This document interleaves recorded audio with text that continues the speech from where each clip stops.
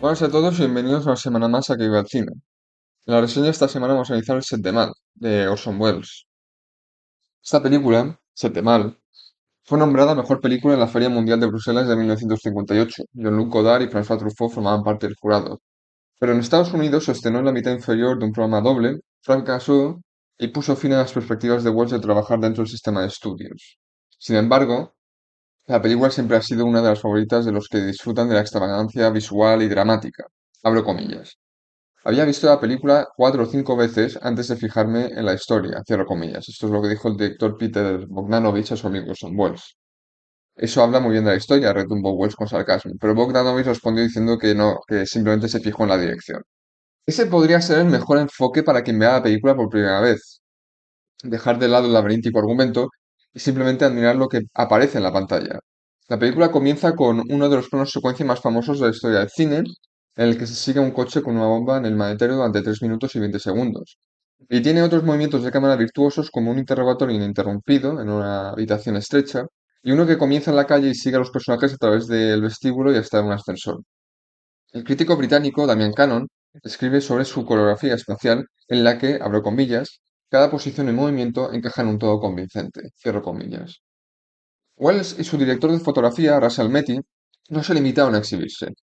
Los destinos de todos los personajes principales están enredados desde el principio hasta el final, y la fotografía lo demuestra atrapándolos en los mismos planos o uniéndolos mediante cortes que coinciden y resuenan. La historia no se mueve en línea recta, sino como una serie de bucles y bobinas.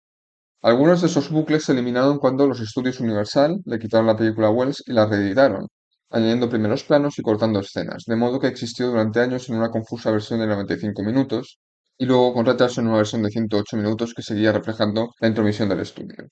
Ahora, por fin, las intenciones originales de Wells, explicadas en un memorando de 58 páginas dirigido al estudio, se reflejan en una versión restaurada que dura 3 minutos más y contiene 50 cambios, algunos grandes y otros pequeños.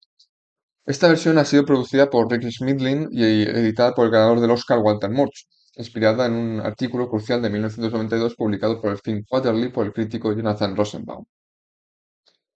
La historia se desarrolla en Los Robles, una sórdida ciudad fronteriza entre México y Estados Unidos. Es un lugar de bares, clubs de striptease y burdeles, donde la música se derrama en la calle desde todos los clubs. En la primera secuencia de la película vemos una bomba colocada en el maletero de un coche y luego la cámara se eleva y sigue al coche por una franja de escaparates sórdidos antes de deslizarse hasta la altura de los ojos para captar a una pareja que pasea. Se trata de los recién casados Mike y Susan Vargas, interpretados por Charlton Heston y Janet Leigh. Él es un funcionario mexicano de la policía antidroga. En un puesto de control fronterizo se acaba uniendo el condenado coche, que se ha retrasado por el tráfico y un rebaño de cabras. Mike y Susan están terminando el control cuando se produce una explosión fuera de la pantalla y finalmente un corte que muestra el coche en llamas levantándose en el aire. Siempre me ha parecido que este corte es prematuro. Es mejor escuchar la explosión fuera de la pantalla, quedarse con Mike y Susan mientras corren hacia el coche en llamas y luego cortar. Todos esperan la llegada del sheriff Hank Quinlan, que es interpretado por Orson Welles, una figura maciza, sudorosa y retumbante que se cierne sobre la cámara. Wells no era tan obeso cuando hizo la película y utilizó relleno y ángulos de cámara para exagerar su volumen. Quinlan se hace cargo intuyendo que la explosión fue causada por la dinamita. Vargas, un espectador, se ve involucrado en la investigación para el gran disgusto de Quinlan. La película se convierte en una competición entre los dos hombres que lleva a los esfuerzos del sheriff para inculpar a Vargas y a su novia de cargos de droga y asesinato. Los espectadores familiarizados con la versión anterior no tendrán la sensación de estar viendo una película diferente, sino que podrán seguir la trama con mayor facilidad. Los cambios más importantes tienen lugar en esos minutos iniciales cuando se intercalan ahora las historias de los personajes de Heston y Leigh, ya que en la original el estudio colocó todos los peligros de la esposa con una banda local después de los tratos de su marido con Quinlan. Otro cambio significativo es el plano inicial que se ve ahora sin créditos superpuestos, se han trasladado al final y con música de radios de coche y clubs en lugar del tema de Henry Mancini. Wells pensó que la música de origen y los efectos de sonido establecerían mejor la atmósfera.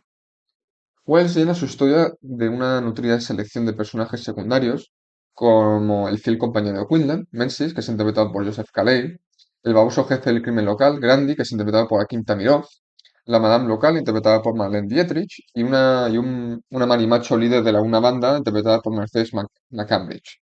Un ineficaz fiscal también del distrito, interpretado por Rick Collins, y sobre todo un empleado nocturno de un hotel obsesionado sexualmente, que es interpretado por Dennis Weaver, cuyo peculiar carácter esquivo puede haber dado ideas a Anthony Perkins para Psicosis 2 años después. Estos personajes se mueven de un lado a otro de la frontera a través de una serie de lugares sombríos y lúgubres.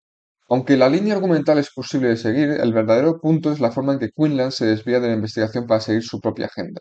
Tiene prejuicios contra los mexicanos, está resentido con Vargas por invadir su terreno y apoya sus corazonadas plantando pruebas falsas.